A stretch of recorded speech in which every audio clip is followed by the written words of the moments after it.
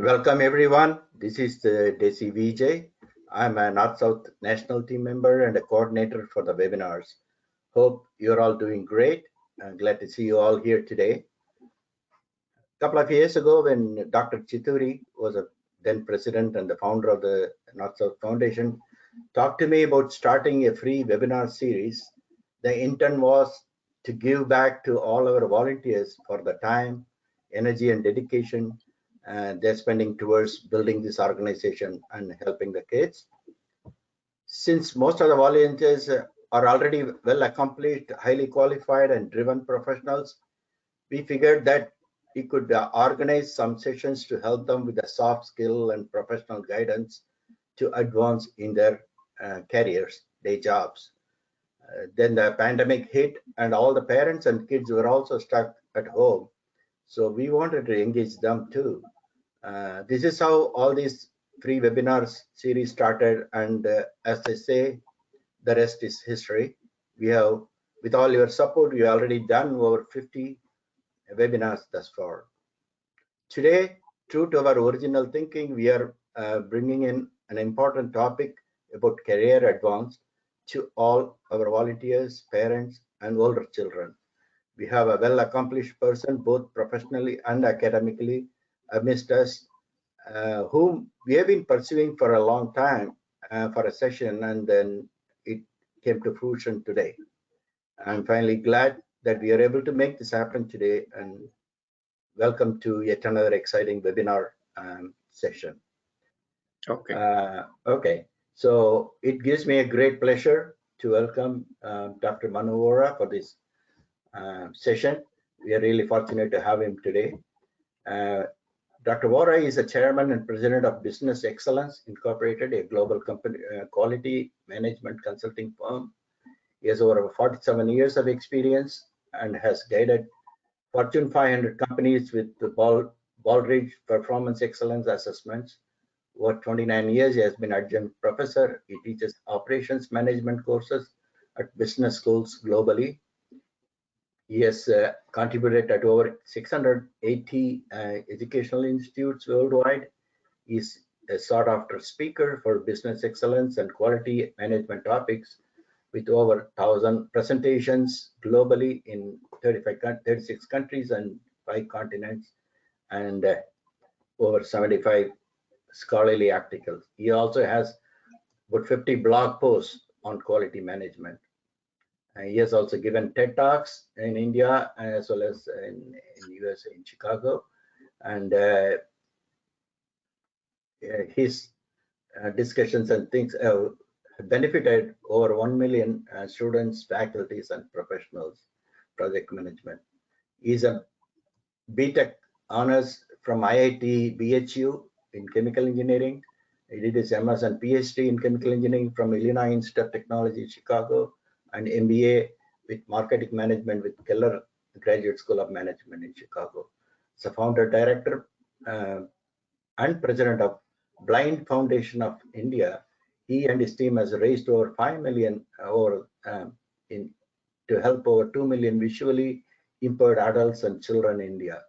He has received NRI of the Year Award in 2018 in philanthropy from Times Now and ICICI Bank, Mumbai. He has got numerous awards and numerous accolades from all over the thing. He has been a specialist, included as a Fulbright specialist appointment from US Department of State. He has a lot of community award service, including US President's Volunteer Service Award. And 2022, he was recognized for his social work in education and healthcare by the World Book of Records, UK. In 1968, he has received a J.N. Tata scholarship to pursue his graduate work in the US. So I can keep going on and on, but he is here in front of us, eager to talk to us. So without much further ado, let me bring in Dr. Manu Vora to talk to you all. Thank you. Dr. Vora. Okay, thank you, Dr. Desi Vijay. It's a delight and a pleasure to be talking to the volunteers and students and parents and other adults who have joined today. So first of all, thank you, Dr. Desi ji, for organizing this program to benefit everybody. And are you able to see the screen? Yes, yeah. Okay. So here is the roadmap for today's program. I'm going to focus on 4 major pillars of success for managing your own career, beginning with focus on planning. Secondly, understanding our own strengths and leveraging throughout the life, including studies and the careers. Third, importance of soft skills more than technical skills. And the fourth is community service to give back to the society. A couple of nice YouTube videos, and kindly remember to note down 2 key takeaways from the webinar. So let's begin with the very first pillar of success, to have a career meaningful, fruitful to you for the rest of the life, including the studies. So here we can lean on Dr. Deming's cycle. Now, some of you who have gone to business school or done some operations courses, you may remember Dr. Deming, who along with Dr. Duran, both were the father of quality movement. They were sent by the US government to go to Japan to rebuild the industrial economy. And they taught Japanese how to do process improvement, quality management. And as a result, they produce finest electronics and automobiles in the world. So Dr. Deming's cycle has 4 components, starts with the plan, do, study, and act. So as far as your career is concerned, you need to start with the planning and continue the plan for the rest of your life. And once you have a plan which requires 10% effort, but 90% of the effort should be in deploying your plan, that is executing your plan, looking at the results and studying them.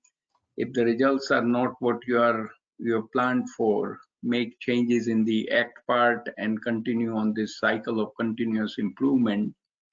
So 10% excellent plan with a 90% flawless execution will bring the success in all the endeavors you undertake throughout the life. And also remember that planning without execution is futile, but the execution without planning could be fatal. So you need both plan, but then don't just stop at the plan only. You need to roll up the sleeve and start executing your plan. So let's all remember, without doing good planning, you cannot advance in your careers. Second one, understanding our own strengths. So here we can leverage the work done by the Gallup organization. So the Gallup, as we all know, is a marketing company. They become very active during political season. They do polling and then project who will win, who is likely to lose, etc. So they studied successful people from around the world and came up with a book called Strengthsfinder 2.0. And they found 34 major strengths among people. And the way they define strength is at the bottom of the slide: the ability to consistently provide near perfect performance. The ability to consistently provide near perfect performance. And the strength is also defined as a multiplier of talent, time investment. And graphically, you can see the strength in the middle. 3 bubbles at the top: thinking, feeling, and behaving. That's your talent, which you already have inbuilt. And investment is in terms of building up skills, knowledge, and experience. Now, a couple of small examples. So one, a coach found the ping pong player to be very good with the forehand stroke. So for the world championship, he gave him extra practice with the forehand stroke without worrying about the backhand stroke, and he won the world championship simply because he was playing with his strength. Secondly, those of you who are students either in the high school or in the colleges, in a semester you have 5 subjects, you get 3 A's, 1 B and 1 C.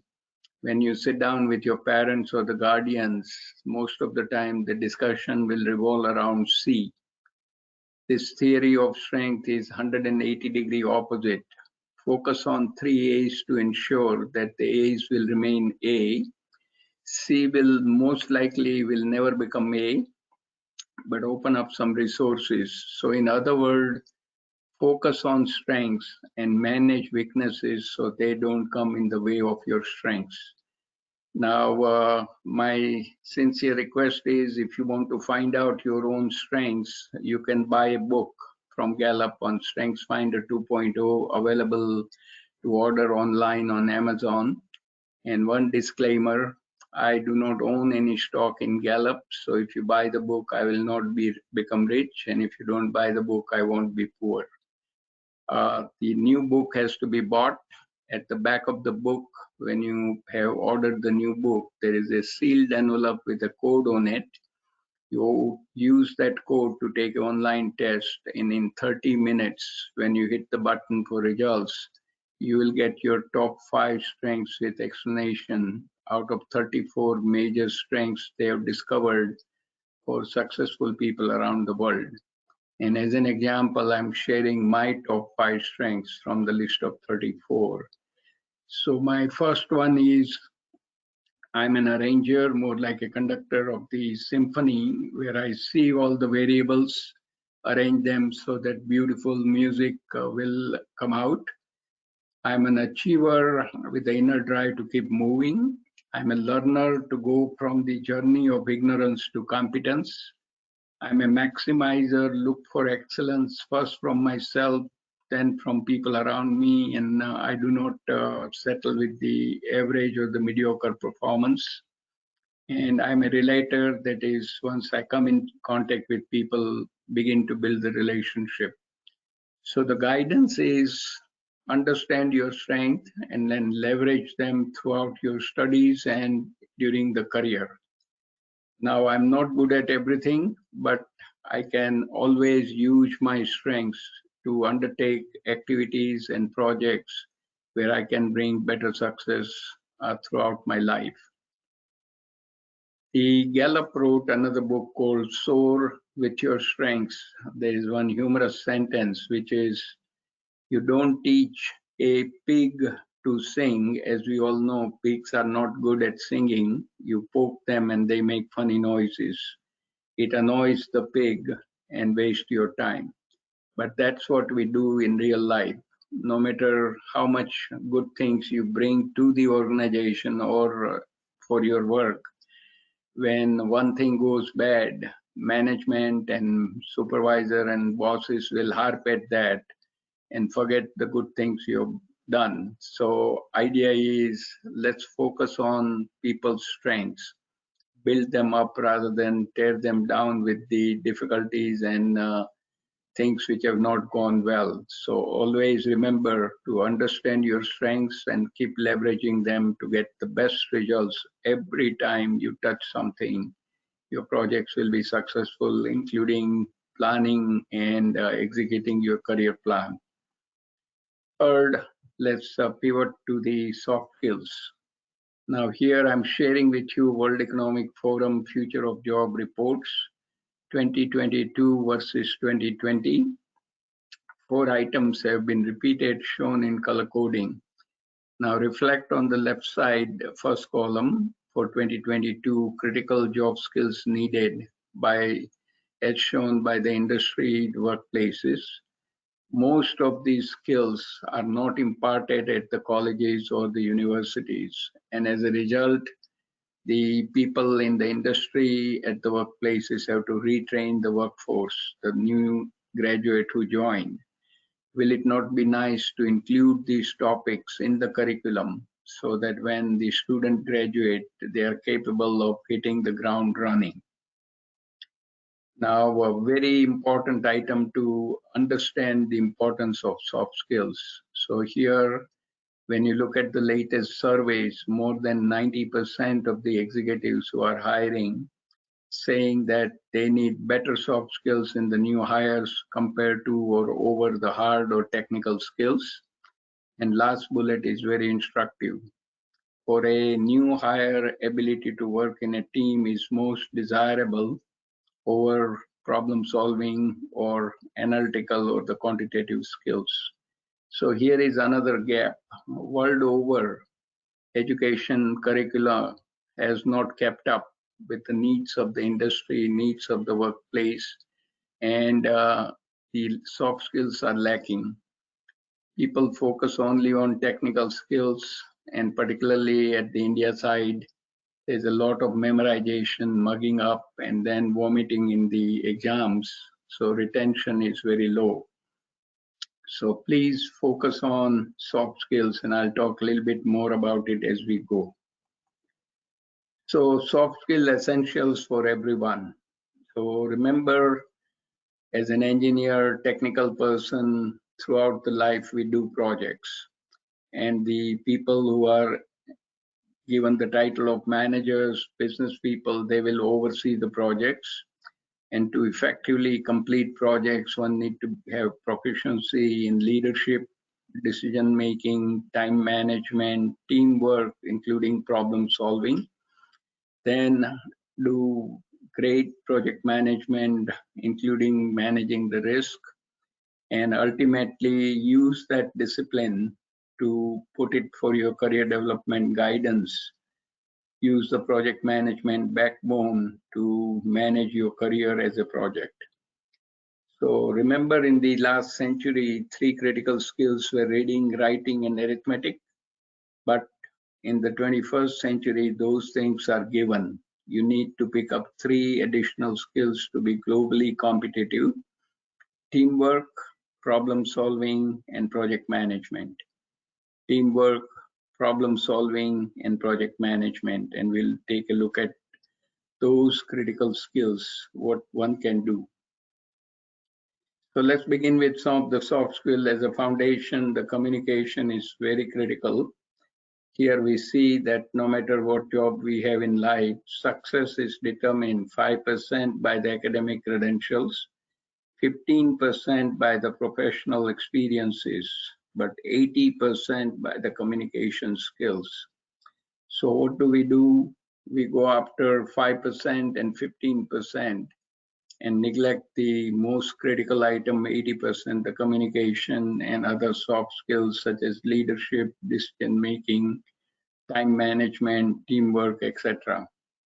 So remember, if you are proficient in communication while you are working in a team, and keep in mind, at workplace, success comes through the team. So if you have great ideas, but if you can't communicate across the table, those ideas will remain as idea only, and you will be frustrated. And always make this a habit of improving your communication throughout the life. And you need to focus on verbal, written, and presentation aspects. In verbal, non-verbal also counts.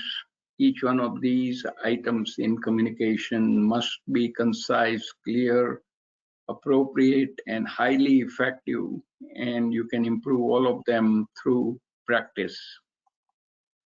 Next, I'm sharing with you for decision making a simple tool which came from Japan as a part of quality management tool called tree diagram. In a single slide, you can put a lot of information and move from your decision to the final outcome. So since the pandemic seems to be sort of abating and going down, this is the time to think about going on vacation. That's your decision level 1. It'll open up 3 opportunities at decision level 2. And for each item at decision level 2, there are more opportunities at decision 3 with the specific outcomes. So if you trace the decision making here, you want to go on vacation, you want to go to Europe, you want to visit Germany, have a great time revisiting sites you've already seen. So you move from the decision to the final outcomes, organize everything in a single piece of paper, able to look at a lot of options and make your final choice as a decision. And this applies practically to all the students. Those who are in the high school, you may be contemplating what branches you want to undertake as an undergraduate student. Those who are in the graduate program, maybe you want to further your education, postgraduate, etc., either branching out or remaining in your own branch. So I chose engineering as my first degree, chemical engineering. I had petroleum engineering as my minor in the final year. And I went to IIT Banaras Hindu University, my alma mater. Then I did my MBA with marketing, but you have options for accounting, finance, strategy, IT, etc. Some of you may decide to join the law profession, going to the law school. Some of you would venture into medicine. Some of you or your colleagues or friends may be good in fine arts, liberal arts, life sciences, pharmaceutics, etc. So the choice of the branch should ultimately lead to the meaningful work. So some of you will decide to join the corporate. Some of you may join the government entity or join NGO, R&D labs. Some of you are passionate, will become the educator to educate others. And the bravest one are the one who want to become the entrepreneur to start your own organization, your own company. So keep in mind this decision-making choice of branch should have meaningful work attached to it at the end of the day. The most critical skill for the 21st century, teamwork. You can pick up a book by Patrick Lencioni. These books are available in the local libraries as well. At least we have it in Naperville, Illinois. Lencioni has written about 8 to 10 great books, leadership fables, something like 200 pages, 3-4 pages, chapter is over, larger fonts. It's more like a story format.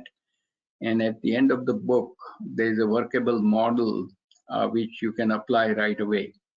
So when a team is formed, team leader needs to find out, are there any of these 5 dysfunctions present in the team? And if they are, try to remove them and make the team functional.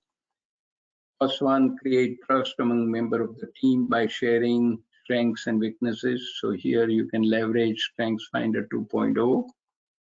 Secondly, 6-7 member team, 1 or 2 people are talking, the rest of them are keeping quiet and creating artificial harmony that is not conducive for great teamwork. Everybody needs to speak up and provide input on the critical issue under discussion.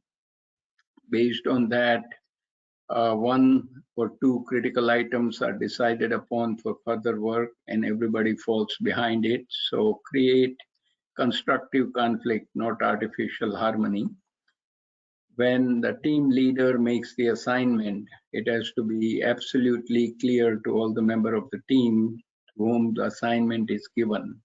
So when there is clarity, they can commit to deliver on it.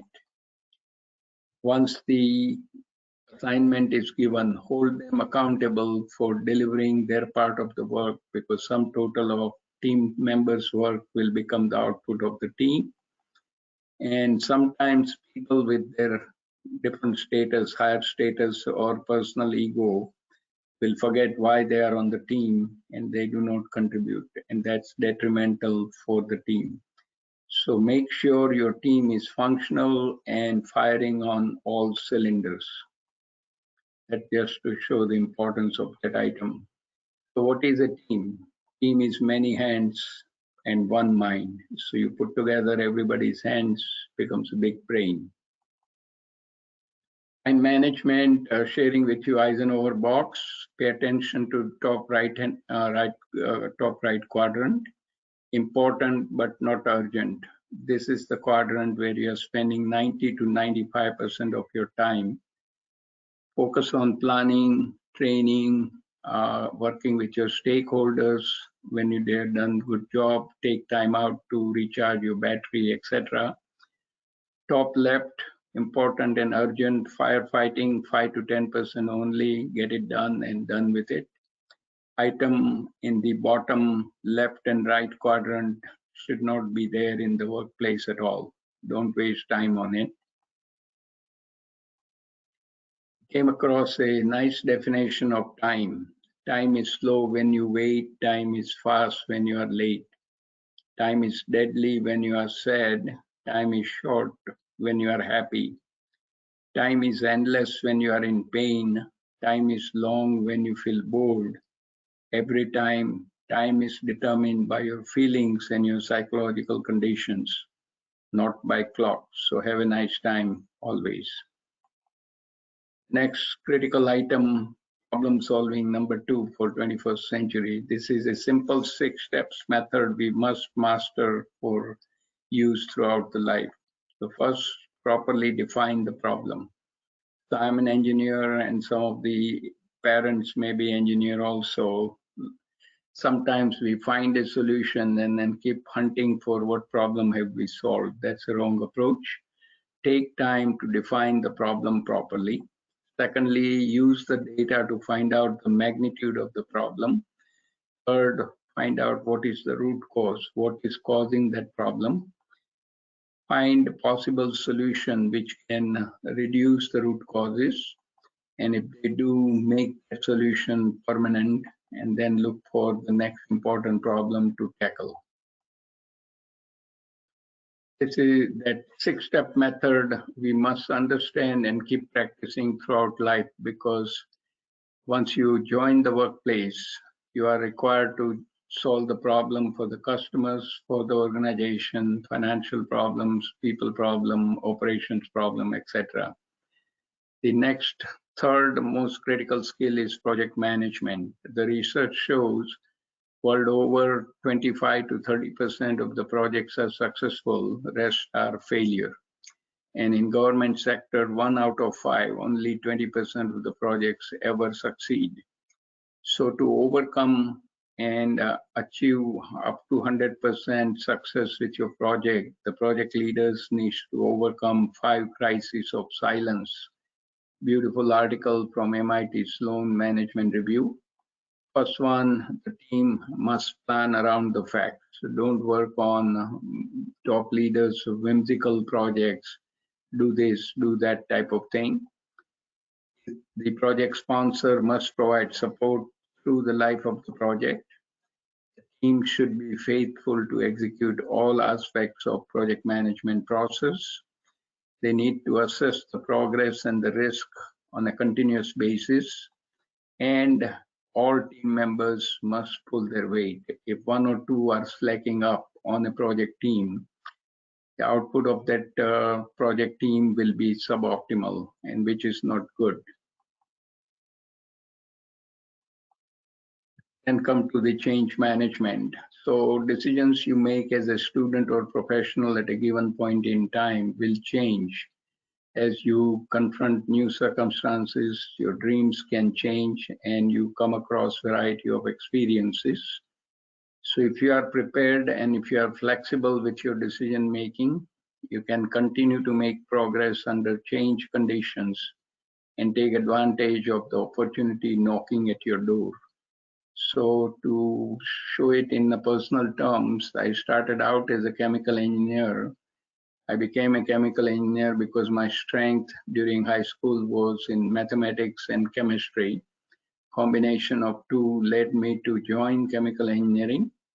And then after working in the chemical industry at the Institute of Gas Technology in Chicago, after 7 years during energy crisis, I was on the street, but doing my MBA, got picked up by AT&T Bell Labs, changed from chemical to telecommunication back in '83, worked with Bell Labs 17 and a half years, specialized in quality management, then started my quality management consulting firm back in year 2000, started teaching in 1993 as an adjunct a professor at IIT Stewart School of Business here in Chicago area, and continue teaching for the last almost 3 decades. And of course, I've been involved with the nonprofits, which I'll share as the next item. So life is not linear. There are so many opportunities, and if you are ready to jump using your strengths to venture into new things, you will become more successful rather than remain stagnant into one channel only. So I'll go through the last column, the last pillar of success, that is giving back to the society. 2 live cases personally managed. So back in '89, we started the Blind Foundation for India. This is around the same time when Dr. Ratnam Chitturi started NorthSouth Foundation. And I was associated with the NSF in the early years when my son participated in the first set of spelling bee contest. And I was working with Dr. Chitturi to provide facility at AT&T Bell Labs in Naperville in early years to hold the contest in the area. And secondly, the soft skill program, free gift of knowledge for the last 9 years. So let me quickly run through those cases. So as we all know, Swami Vivekananda told us this life is short, the vanities of the world are transient, but they alone live who live for others. The rest are more dead than alive. We need to be useful to the others around us because our success depends on others' contribution and their help. Start from parents, teachers, faculties, bosses, friends, and others who have supported us. And as a result, we are successful, so we need to do the same for others throughout the life. President John F. Kennedy, he says that for of those to whom much is given, much is required. Keep in mind, those of you who are students, over the journey in life, you will earn lots of money. When the time comes to go and meet the Creator, neither the money nor the knowledge will come with you. So will it not be better to start giving away when you have acquired the knowledge as well as money to help others who are in need?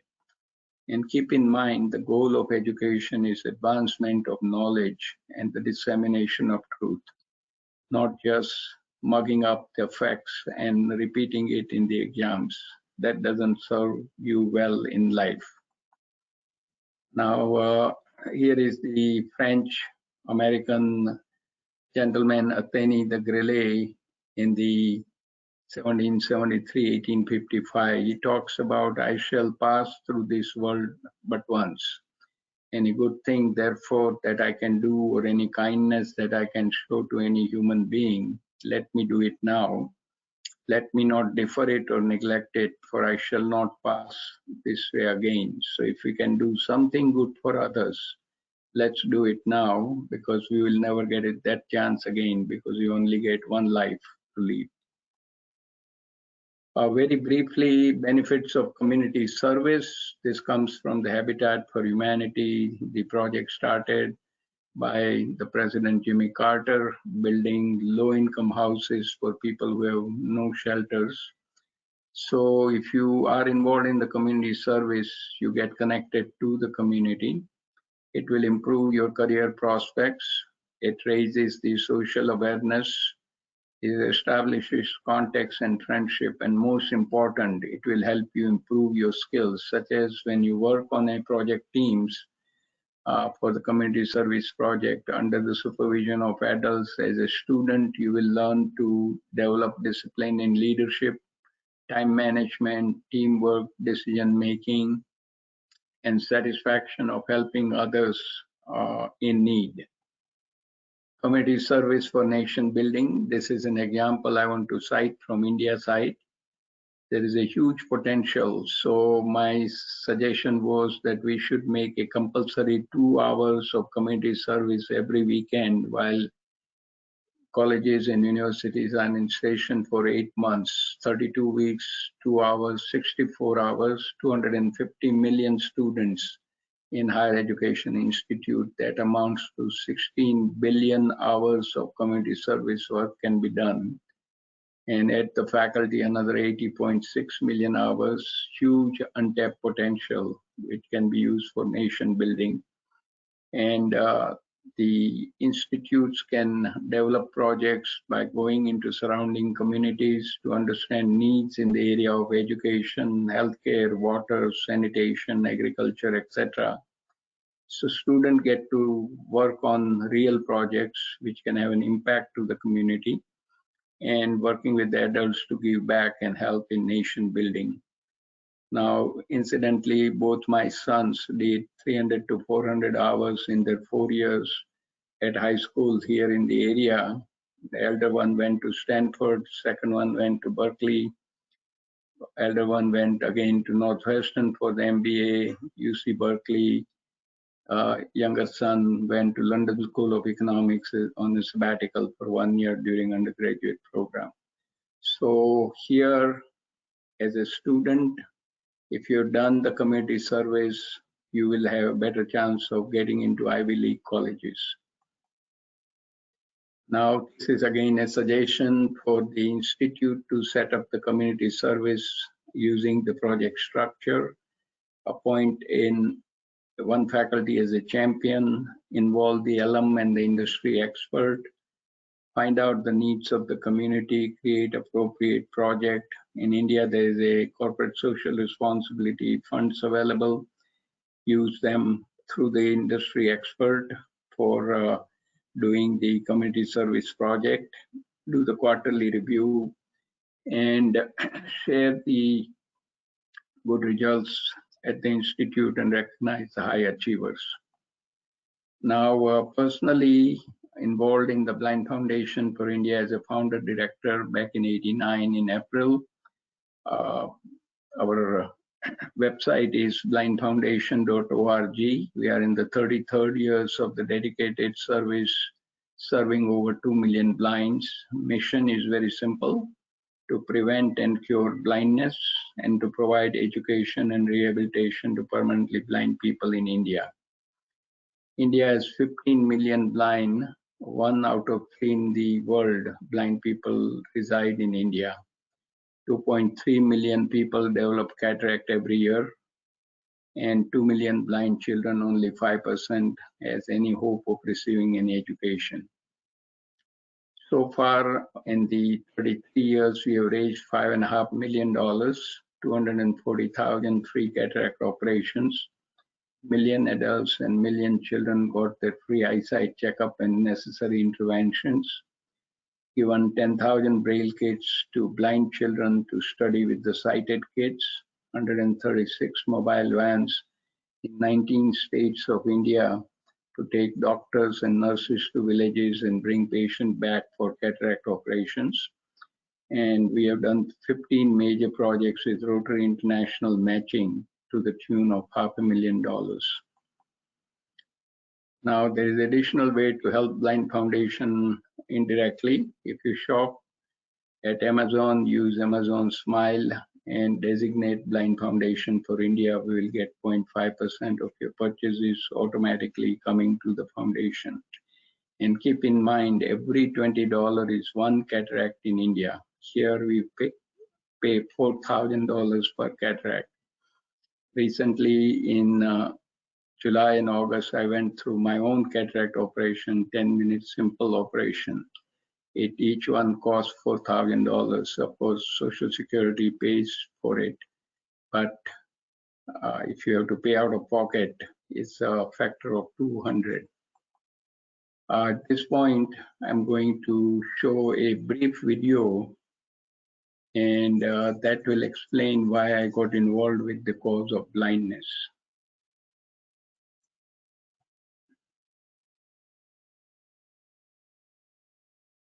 Welcome back. You're watching the Times Now ICICI Bank NRI of the Year Awards, powered by the Global Indian International School. We're in conversation with the winner of the NRI of the Year Award in the philanthropy category for the North America region, founder and director of the Blind Foundation for India, Manu Vora. Sir, your efforts at the foundation have led to the prevention, cure, and rehabilitation of over 15 million individuals that are blind and of Indian origin. Correct. What's made it possible? Yeah, so my journey in this area started back in 1959 when I was a young student and I had a very freak accident with a firecracker. So at the Diwali time, I was playing with a firecracker. One of the cracker had not gone off. So I took that cracker in my hand, being naive, didn't know, put a puff of air, and lo and behold, that firecracker exploded on my face. So I had a third-degree burn, and my eyes were closed, so I was totally blind. And within 24 hours, fortunately, the eye doctor was able to remove the residue, and I was able to gain the eyesight. Now, while in those 24 hours, I was pondering what is my life, because I had lost my parents by the age of 6, and no parents, no eyesight, I had zero future. So that happened in 1959. 30 years later, we started a Blind Foundation for India, when Dr. Rajendra Vyas, he was the Honorary Secretary General of the National Association for the Blind from Mumbai. He motivated us to do something for 15 million blind, whereas we were about 1 million Asian Indians in USA. So that is the start, and this is how the God works in a mysterious way. Planted a seed, 30 years later, it germinated into a foundation, and coincidentally, we are in the 30th year of the foundation, supporting our blind brothers and sisters back home. What a phenomenal journey, sir. Thank you. Now, 1/3 of the world's blind population is of Indian origin. That figure is very discouraging and very daunting.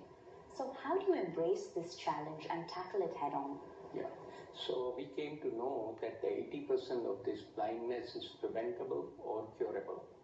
So if you take a children age 4 to 6, they go blind because they don't have vitamin A in their diet, and mainly in the villages, and as well as the elderly people who are sitting in the villages, they have a cataract due to age. Their children don't want to spend any resource to get the cataracts out. So they are needlessly sitting there as a blind people. So our effort is to prevent the blindness through vitamin A to young children. Cure is by removing the cataracts in the villages for the people.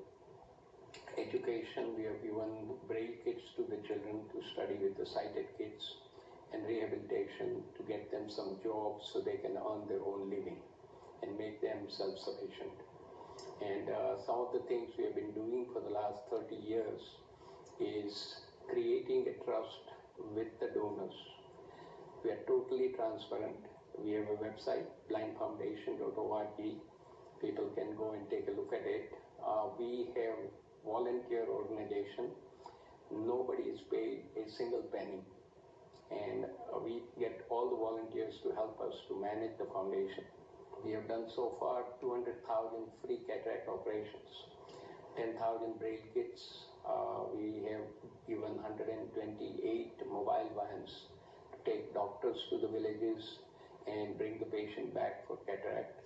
And so far, on an overall basis, 1 million adults have their eyesight checked free of cost. And about 900,000 children, mainly in the government schools, their eyesight are checked to prevent them from going blind. You're transforming lives. And so there's of course no substitute for the gift of vision. What can others do both within India and NRIs outside of India that are looking to rally behind this cause? Right. So I think the issue is twofold. One is we need to be aware. I was not aware when Dr. Rajendra Vyas came. He told us and he opened my eyes that so many blind people, and also the impetus is 80% is preventable or curable, and it takes only a small amount of resource to help our brothers and sisters back home.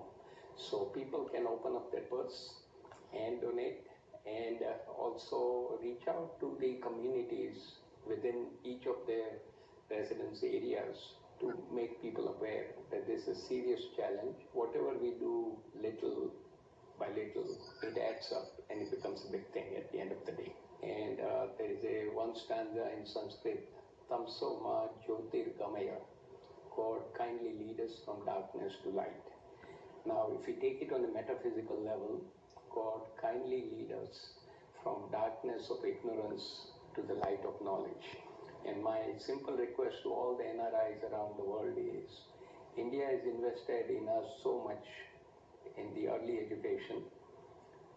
Wherever we are sitting in the world, we can give back our knowledge, and all the NRIs who are settled, they do not need money.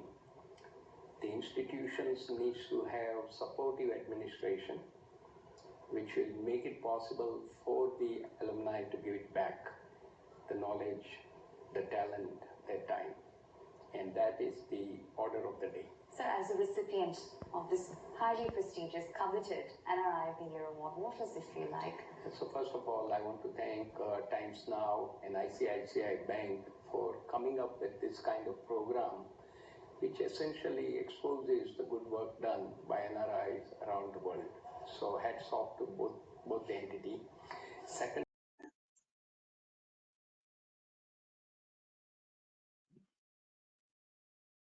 Okay, are you able to see the slide at the moment? No, we just see you. Okay, so I have to go back and reshare. Yeah, presenter. Yeah. Yeah.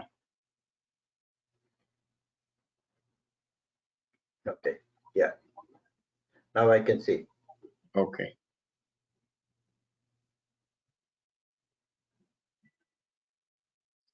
So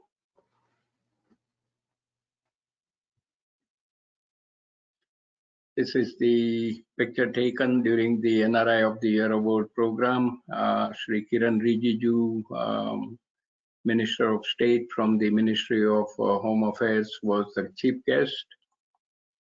Last item is about the importance of education. So I quote the founder of Banaras Hindu University, Pandit Madan Mohan Malaviya, who started BHU, Banaras Hindu University, back in 1916.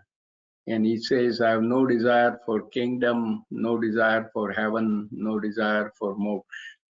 The only desire I have is to mitigate the sorrow of the living beings who are ridden with sorrow. I want to shine light into the darkness before people's eyes through education. And knowledge without humility is worthless. So we need to inculcate humility as we go while we are in colleges, colleges, universities, etc. Quickly run through the projects we have done, understanding the lack of soft skills at the India scene. Started a leadership excellence series with 12 topics, hour and 15 minutes, 50 minutes presentation, rest Q&A at my campus, my alma mater, IIT BHU. 6 topics in blue are the soft skills. 6 topics in red are the quality management. And we started this experiment on a test basis at IIT BHU, then expanded it to 100 different colleges and universities throughout India. And in early years, 2013 to 2016, over 675,000 people benefited. And now we are tracking over 1.1 million people in soft skills, helping students, faculties, and professionals. This is the team, 6 people at the top from the American Society for Quality India office. Rest of them are 12 of them from the IIT BHU campus, including faculty and student leaders.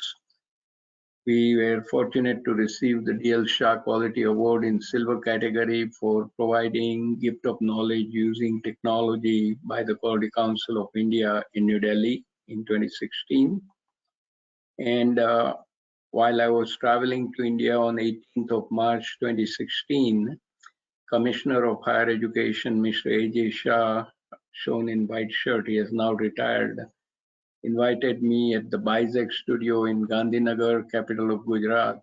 And through satellite, we connected with 450 colleges throughout Gujarat. And 500,000 students and faculties benefited on the effective time management topic. Is professionally recorded. YouTube is shown with the link. And Dr. Desiji has my presentation. He's going to put it up on NSF website so others can take advantage and take benefit from it. Very quickly, I'd done some work in Egypt, 2008 to 2010. Recently, in the 2015-2017 timeframe, a new university starting in Alexandria in Egypt, they asked me to put together a soft skill program for a brand new university in the area of engineering, business, medicine, and pharmaceuticals. Along with the core curriculum, students study the 7 topics: leadership, communication, research method, quality method, community service, entrepreneurship, and soft skills. They have to study both theory and practice in the team setting as a project. And a report card is created on these 7 areas. At the end, when they go for an interview, they take the report card, show it to the prospective employer. They will be chosen because they have experienced the soft skill critical areas which others may not. And bottom line, when you master your soft skill, you have mastered your destiny. Just to summarize the giving back impact over the years, $12 million raised on variety of projects. Education side, since last 9 years, 1.1 million people have benefited. And the free gift of sight, 2 million adults and children got the free eyesight checkups in India. So success factors, as we have a large percentage of students attending, show respect to your faculty, excel in both technical and soft skills, and be socially responsible. And if you are good with studies, mentor other students is highly rewarding, and it will help you as well. If you are an educator, be the role model, balance the theory with the practice, encourage your students to think. And if you have a good experience, mentor upcoming educators as well. And as I mentioned early on, if one of your choices is to become the entrepreneur, be a dreamer, have new ways to create the innovation, learn from other entrepreneurs. And if you are good at building organizations as an entrepreneur, help others, mentor them. Now we will look at this last motivating video. So let me share it now.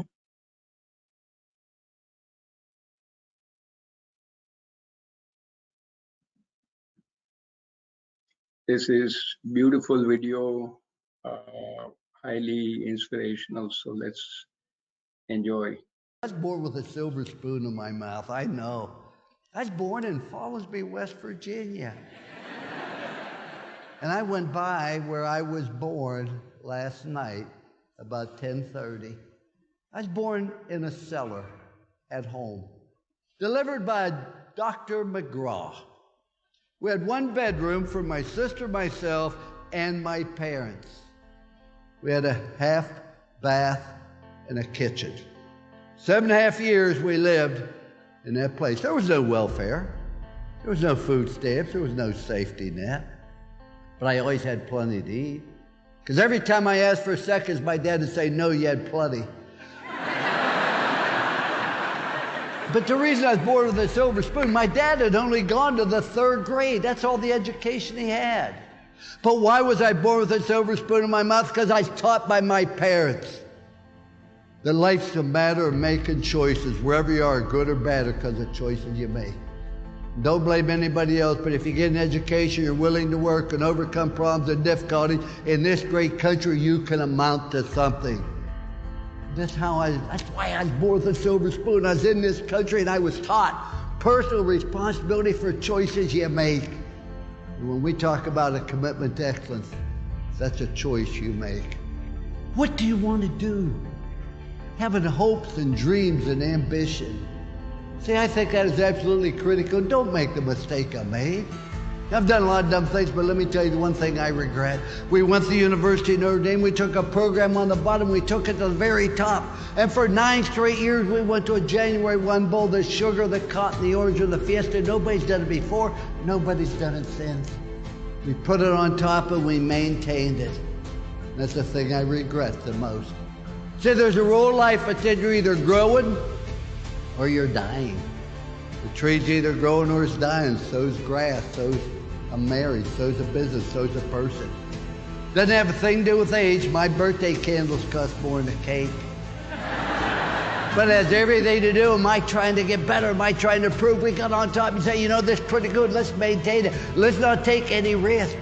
We finished second in the country at Notre Dame. Everybody called me an idiot. Guy finishes last in medical school. They call him doctor. That doesn't seem fair. When I left Notre Dame, I never thought I'd coach again. Where'd you go from Notre Dame? According to my mother, you go directly to heaven, you sit by the Pope. You don't coach anymore.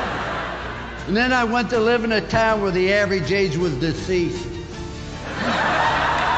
And what I found out, I wasn't tired of coaching. You have to have something to hope for, something to dream. And even though you've done great things so far, what's going to happen now? I want to give you a simple plan. Life doesn't have to be complicated. I try to keep life simple. Do you realize there are only 7 colors of the rainbow? Only 7. Look what Michelangelo did with those 7 colors. There's only 7 musical notes. Look what Beethoven did with those 7 notes. There's only 10 numbers. Look what Bernie Madoff did with those 10 numbers. The point I make is it doesn't have to be complicated. See, you need 4 things in your life. If you don't have any of these 4 things in your life, you're going to have a tremendous void. See, everybody needs something to do. Number 2, everybody needs someone to love. Number 3, everybody needs someone to believe in. In my case, is Jesus Christ, our Lord and Savior. But the 4th thing you need in your life is you need something to hope for. There's never a right time to do the wrong thing. And there's never a wrong time to do the right thing. Just do what's right. I think it's right to be honest, right to be on time. See, ladies and gentlemen, enjoy life. Have fun. You're going to have problems. You're going to have difficulties. That's part of life. And don't tell people about your problems.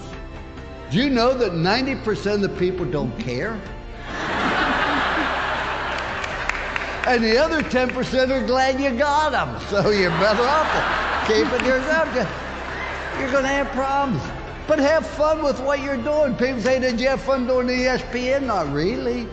Because if you have fun being here, people have fun being around. Doesn't mean I don't do dumb things. And sometimes I wasn't real honest. Do everything to the best of your ability with time allotted.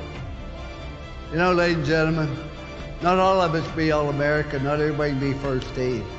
Everybody can be the best you're capable of being. And I want to tell you, if you want to fail, you have the right to fail. That's what's great about this country. You do not have the right to cause other people to fail because you don't do everything best your ability. When you join a spouse, you bring a child in the world, you join a business, you join a team. You have obligation, responsibilities, and you owe it to other people to do the maximum you can at each and everything you do. It's not complicated. And the last rule is show people you care. And you walk in the room, your attitude, hey, here I am, look at me. It's not, no. Your attitude, there you are, how can I help you? I wish I knew those 3 rules when I was 21. I've used them for the last 40 years. There's a statue of me at Notre Dame. I guess they need a place for the pigeons to land, but if you go look at it, just don't look at 3 words on the pedestal. Trust, commitment, love.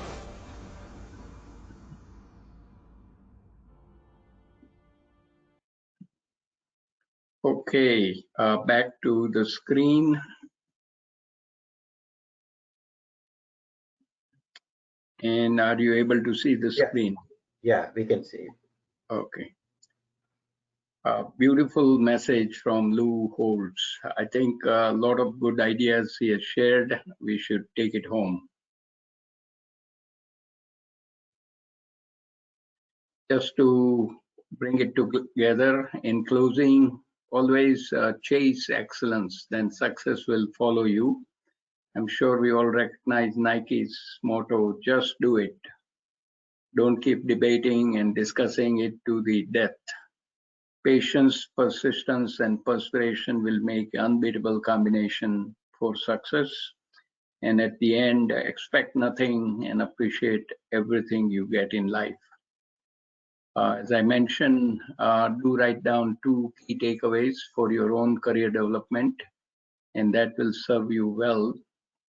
And with that, I want to thank Dr. Desiji for organizing this program today. And my special congratulations to Dr. Ratnam Chitturi, Dr. Balu, and Mr. Rao Chalsani for a wonderful program at NorthSouth Foundation to motivate our Asian Indian kids, students to do well in life. So with that, I'll stop sharing. And back to you, Desiji. Thank you, Manuji, for an excellent presentation and motivating every one of us. And on behalf of all the audience, we really thank you for your time. Sure. Let me start with some questions we have on, and as we speak, please, if you have any questions, please let me know. And hopefully we will be able to cover them all. Okay. The first one is there a separate Strengthsfinder book for youth or teen? No, it's one book, and incidentally, I had bought 3 books when both my sons were in the colleges. I took one for myself and then gave it to both of my sons. They used it and they found it useful. So only one book. Okay, and looks like that book is out of stock on Gallup. Mm-hmm. So is there any other venue they can buy? Amazon or something? I think there may be online version also available, so they can download it. And if it is a new book online, then there will be a code. They can access the code from the back of the book. Okay. The next question is, I was let go from a company in 2020, and now for a different team in the same company and the same role, I have got an offer. Should I pursue that one? There is a base compensation difference of $10,000 and total compensation difference of $40,000, bonus and 401k, etc. Between my current job, the company B, and the offered one, which is company A. Only difference is I have to watch my back always in company A due to that culture, and company A is much bigger and stable company than B. Is this $40,000 worth to go back? I love company A because of the compensation difference, but I love company B because everyone trusts me and the importance given to me. Should I go ahead and ask for a compensation match from company B? I'm already at higher. Oh, that's a long question. Yeah. Higher side of the salary range through the company B. Yeah. It's very confusing. I know. These are some tough choices you have to make in life. So if I was you in your position, I will stick with company B, not company A, because the point made is people at the company B trust you. That means you have a better scope of doing good things and bringing more value at company B, where people trust you, trust your judgment. You will make much bigger progress and do much better down the road. So don't get sort of faced by the small difference or difference of 40,000. I know it's substantial, but in the end, what is important? Peace of mind, knowing that people trust you, and you will have a better ability to make major contributions in company B. So that is my short answer. Again, life is very complicated. You have to weigh each and every aspects and then decide on your own. Nobody else can decide for you. I'm just giving you some ideas to ponder on. Next question, please. Next one is, my son is in 6th grade and doesn't seem to be interested going through articles or doing own research on topics, etc. How do I motivate him? He's fine finishing his homework and test, but he's not serious for researching and preparing after school clubs or anything else. Yeah. So one of the things I learned when I was working with both my sons, the elder one first, that we started having him take SAT 1 while he was in the 7th grade. And that motivated him to do better every year. So come out of the comfort zone, and towards the junior year in high school, he took the Dale Carnegie course. Particularly, it was only for the adults at that time, and he opened up in communication. So when he went for an interview for MIT application, interviewer made a comment that you are different than the other candidates because you have that background from Dale Carnegie course. So what my suggestion for your 6th grade student, for the person who asked the question, is give them more resources so they can start getting into it. And once they get sort of have their mind ignited about something which they like, they will excel on their own. All we need to do is provide the right resources and step back. And of course, I learned from my own mistake. I was very sort of working one-on-one with my older son while he was up to the 8th grade. And then I saw in high school, he was up until 2 or 3 in the morning doing the homework while I was working on my late projects for working to get late finish. I realized that he knows his responsibility, so I let him go after that. Younger one, of course, got it free. I did not push him much like the elder one. But the key thing for us as a parent is to remember that they have their own life. We need to find some avenues for them to get interested and give them resources and step back. They will do wonderful work, and allow them to use their strengths, whether that's in arts, music, sports. Allow them to experiment with those things which can supplement the education academically as well. Next question. Uh, how can we generate volunteering options? Could you please provide some details for volunteering? Yeah, so if you are a student in the schools, particularly last 4 years of the high school count a lot for your college application. So look up the local library, local hospitals. You have to get on the waiting list while you are in the 7th or 6th grade, put your name on. So by the time you enter the high school, you are taken on as a volunteer. Also some local museums. These are all unpaid jobs, but 2 hours or 3 hours every weekend will allow you to get up early, go to do your volunteer work. Of course, NorthSouth Foundation is a great place where you can volunteer and log the volunteer hours. Go to the temples, try to serve in the kitchen or other places as appropriate. Clean up areas and things like that. We from AT&T Bell Labs used to take the teams to go to Hindu temple in Lamont and do the cleanup and do the upkeep in the front area, etc. So there are many opportunities, and of course, as a minimum, you can do mentoring of other students in the school itself.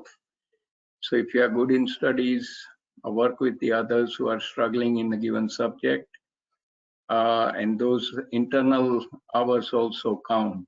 And if there are any other areas where schools are having community service project, enroll there as a volunteer and provide your service. So opportunities are there. You have to look for it. Next question. Next question is, I'm a parent of 7th grader. How to choose the right community service for my kid? he is interested in few areas and he thinks he can make add values to those. But I want him to choose one area and do the best he can. What do you think?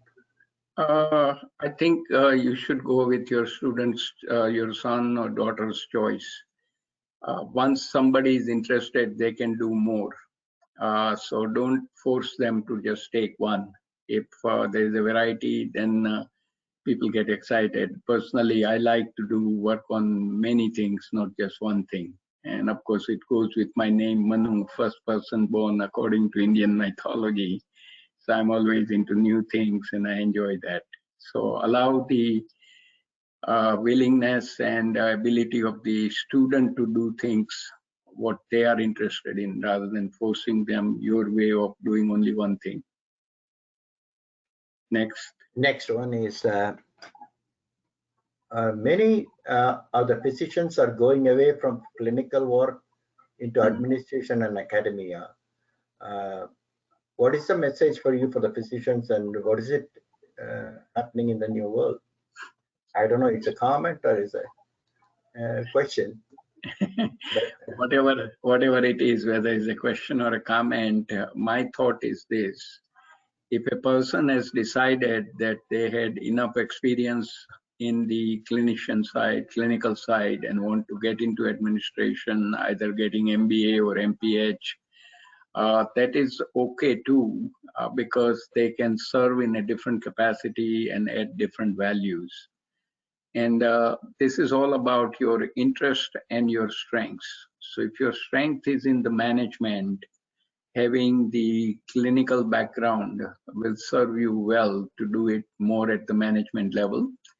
And this message I want to give to all the students who are joining engineering as well, that becoming a good engineer is great, but it will be narrow in a field.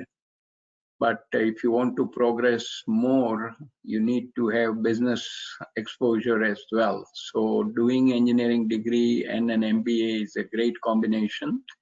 So you have an engineering background or any other discipline plus management background allow you to move forward in the organization with bigger positions, better salary, etc. And it all depends on your interest.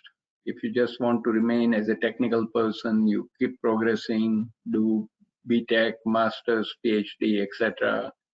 But my suggestion is look into broadening your experience, which can serve you better. Next question. Next is also kind of generic question. How can we encourage kids to speak truth?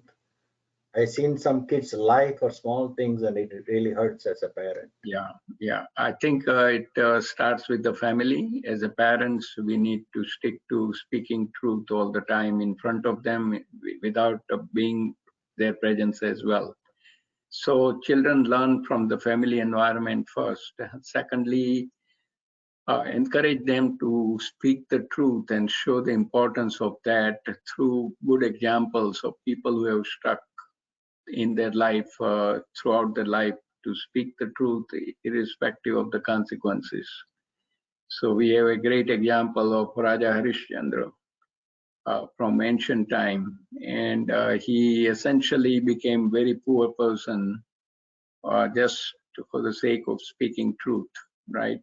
So we have a great examples, and those examples can give a lot of good impression on the students, youngsters, because their minds are getting made up, and in the formative years, what they see in the household among their circle, that reflects on them and they pick up on it. So start from the home front and then expand this sphere. Next is, I'm a parent of 11th grader. We want him to do sports medicine as he likes sports. Say it again. We want him to do sports medicine as he likes the sports, but he doesn't want to be a doctor. He is undecided about his career and does not want to go to state college. I'm missing your voice.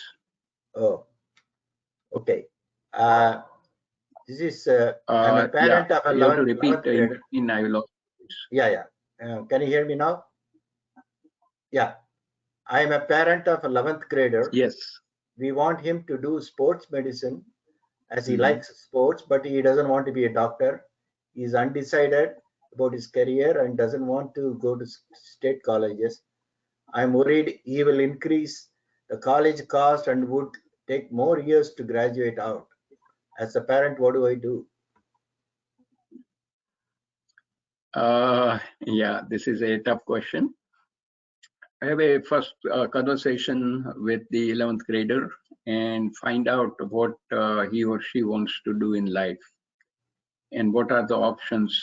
You can share the options and let the son or daughter to come back and tell you exactly what can be done.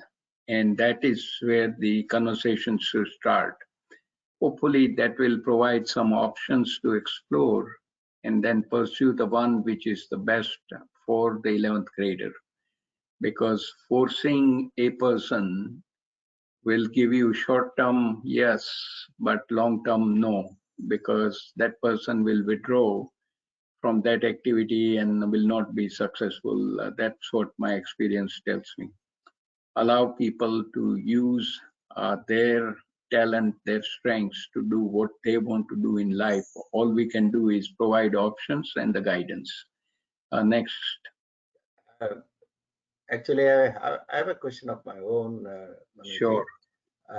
When we talk about career, we always think that after you finish college and got a job, and then we start building the career.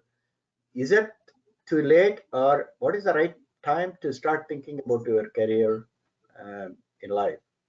Yeah. So if you remember the decision-making tree I showed, the moment you are selecting a branch, that will spur the discussion or thinking about your career to start with.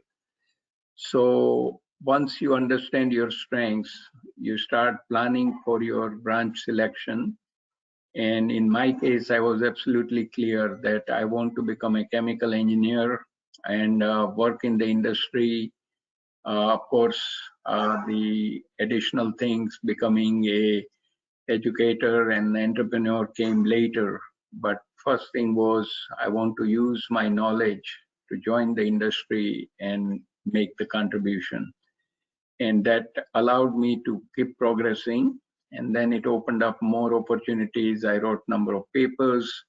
I was able to see that there are more options to teach what I have learned in the industry, giving it back while I was at AT&T to start teaching total quality management in business schools.